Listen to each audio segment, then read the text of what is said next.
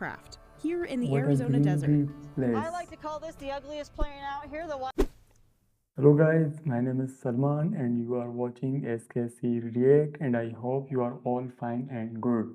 Today we are going to watch a video to how largest airplane Boneyard stores 3100 aircrafts. Guys, really this is a big space where it stores 3100 aircrafts. Guys, as you know, I lots of watching videos related army, and I also watching videos about aircrafts, submarines, warships. So without any wasting a time, so let's move on to this video, and we are watching what will be happening in this video.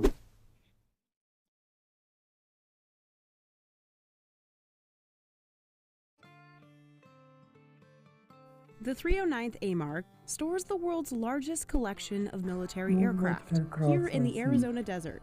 I like to call this the ugliest plane out here, the YC-14. It was an aircraft that never went into production.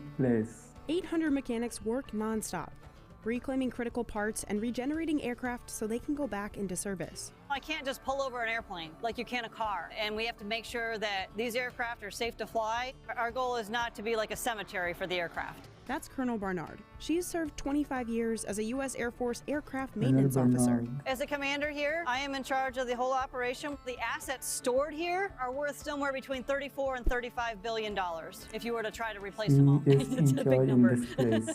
She took us inside this massive facility to see how these military planes get a second chance at life. AMARC got its start back in 1946. After World War II, the Army needed a place to store old planes. They chose Davis-Monthan Air Force Base, here in Tucson. With nearly 2,000 football fields worth of open desert, there was plenty of space. We're known worldwide as the Boneyard. Our guys take pride in being Boneyard Wranglers. Arizona has the perfect weather for storing these assets. It's hot, there's little rainfall, no humidity, and the soil? It's as hard as concrete. So planes won't sink. The dryness as well as the lack of acidity in the soil prevent corrosion on the assets. Aircraft come here from the Department of Defense, military, other government agencies, and foreign allies. We have about 3,100 airplanes. The planes are mostly military. They come from the Air Force, the Navy, the Army, and the Marines. We have over 80 different types of airplanes here. Planes and helicopters arrive and are lined up in sections. So we're driving down Display Row here, or Celebrity Row as some people call it. We do have a sense of humor here. That's our stealth aircraft, which is actually just Wonder Woman's jet. The LC-130s have skis along with their landing gear so they can land down in Antarctica and support the National Science Foundation all across that continent.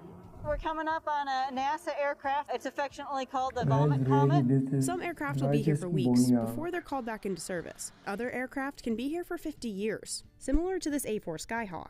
Each plane goes through a preservation process before it's put in the desert. Those that may fly again are re-preserved every 4 years. They're defueled, then oil is pumped through the engine to preserve it. The black material that we have on here is the base layer that seals up the aircraft. And then later, as you can see the rest of the aircraft around here, the coats on top are white, and those white coats will reflect the heat, so it better preserves the assets all on the inside of the aircraft. Like the inside of the C-5A Galaxy. Inside of the C-5, it's the largest cargo aircraft in the Air Force inventory. I have deployed on these. One of 6 deployments Colonel Barnard's had to Afghanistan, New Zealand, and Antarctica. And we can fit 3 HH-60 helicopters and a lot of our equipment that we need, as well as all our maintainers. We have just over 60 of them here. And every one of them needs 72 tie-downs. Airplanes are designed to fly, and when it gets a little breezy out here, we want to make sure they stay parked. But not every plane just sits around collecting dust. U.S. military units around the world can request specific parts off these planes. An aircraft has so many thousands of parts. Just like a reservoir keeps things in case you need them, and then we release what's out of the reservoir as needed. And some of the parts the military can only find here at AMARC. We are that assurance that there's a part available when the supply system main sources don't get it. We send anywhere from 4,000 to 7,000 parts out every year, to the tune of a few $1 million each week worth of supply parts. Scott and James here are removing the engines from the back of this T-38 as a reclamation effort because these have been requested to go back into service. So once the crews reclaim the parts out in the desert and bring them into the end of this building, they get washed, they get non-destructive inspection, and they're going to pack and ship these right out the door as fast as we can. But sometimes, instead of being used for parts, an entire plane will be regenerated, meaning they'll pull it out of the desert and wash it down.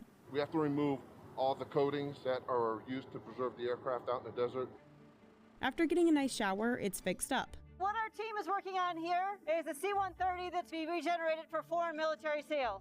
In this hangar, the current project that we're working on is F-16s and post-black repair. It's a package of structural improvements on the aircraft to extend their flyable life. The unit also handles aircraft modifications. These aircraft come from U.S. units that are active right now, and then they get some work done on them, and they go back out to that same unit. We're able to upgrade those and modify them to keep them up with the current standards in the active fleet. Complicated individual pieces are sent to separate back shops for repair and overhaul. Here in the wing shop, we have all the center portions of the A-10 wings being rebuilt here and the outer portions being rebuilt there. There's actually hundreds of pieces inside of an aircraft wing. The complexity and the level of structure, it's really eye-opening for many folks. Each set of wings can take up to 20,000 man-hours to overhaul.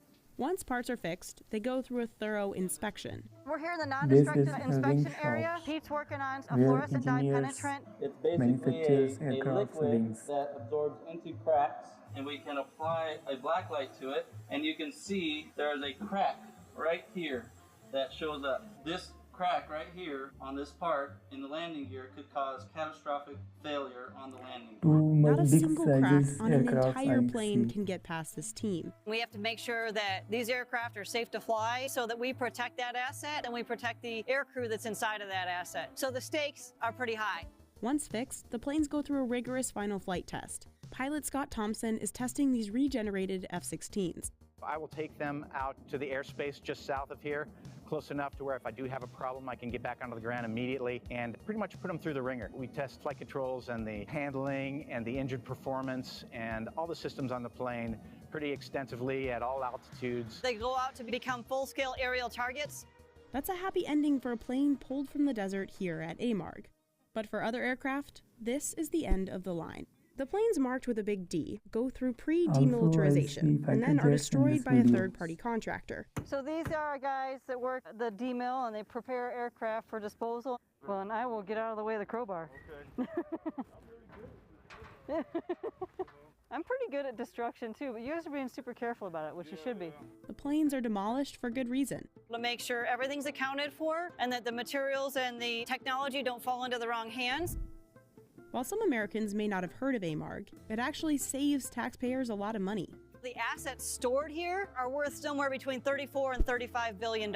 And so to make a new one may not be possible versus to rejuvenate an old one might be the best case scenario. But for the workers, it's not just about saving the military some money.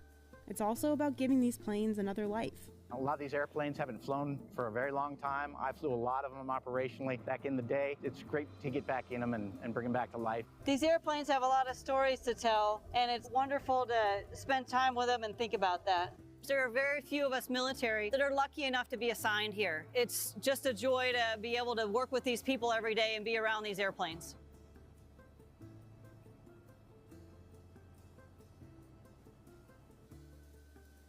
Amazing.